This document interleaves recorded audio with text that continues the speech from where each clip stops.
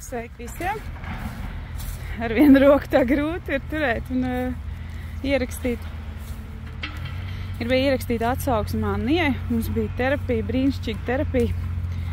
Viss tā salikās. Ļoti interesanti salikās, ka izstrādājam lietu, ar ko arī pati Annija ir ļoti saistīta pa dzīvi. Tā ir mūzika. Bija diezgan tāda grūta tēma. Arī man ir pieredze, tā teikt, mūzikas jomā. Bērnībā ļoti daudz mācījos uz klavierēm spēlēt, gāju mūzikas skolā. Un tad notika notikuma secība, kur tas viss pārtrūka, kā es biju domājusi, saplīsa, salūza, aizmirsts un nolikts un nobāsts, tā teikt.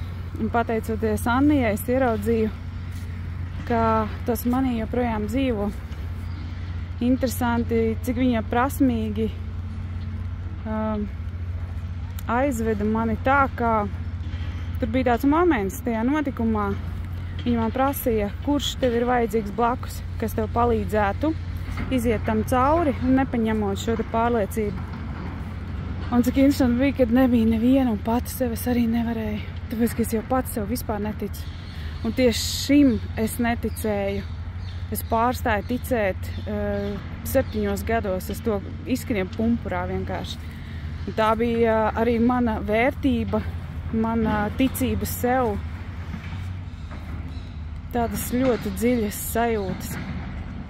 Un viņa prasmīgi iedeva man cilvēku, kur izrādījās ne māma, ne ģimene, ne visi, ne pati es, bet skolotāja, jo es pirms tam viņai biju minējis, ka skolotāja teica pa mani to un šito to, un tātad viņa uzreiz padomāja noteikti, aha, šis cilvēks bija tas, kas tev novērtēja un arī vārdos pateica tavu vērtību.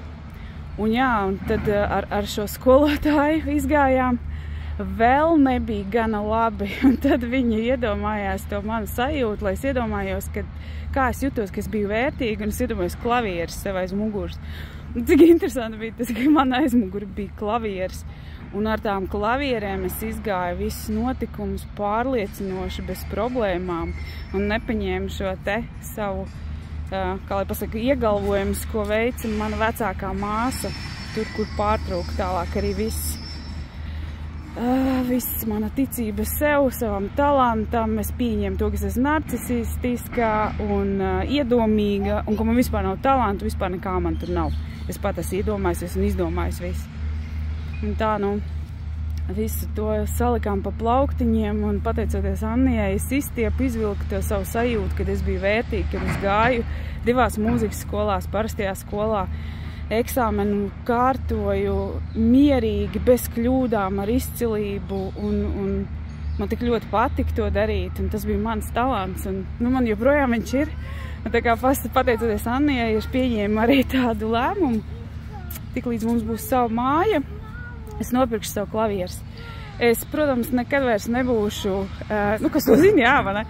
Bet es nekad nebūšu, piemēram, tur pa koncertu turnējām tāds cilvēks, kādas cerības bija manai skolotājai bērnībā, bet es vienmēr varu iet un paspēlēt sev par prieku, sev par gandarījumu un, tā teikt, palaist ārā to savu talantu un pabarot viņu ik pa brīdim.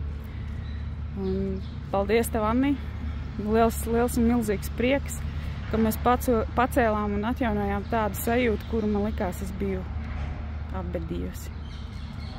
Liels paldies tev! Visiem foršu dieniņu!